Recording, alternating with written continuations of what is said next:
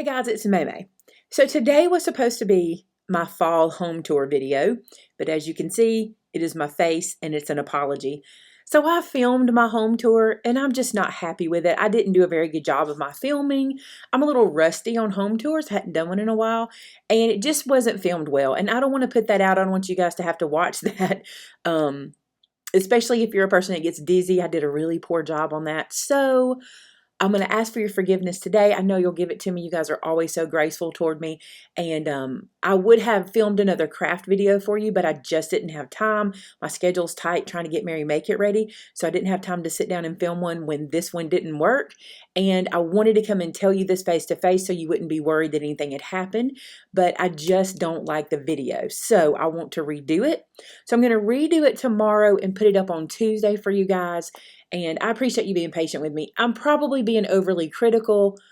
And I probably could have spent a lot of time in editing and kind of made it all work. But I just don't want to do that. I want to do a better video for you. So thank you for your patience with me. I appreciate you so much. I hope you have a blessed Saturday. We'll see you tomorrow for the heart video. And then Tuesday will be the home tour. Thanks so much, guys. Have a great one. Bye-bye.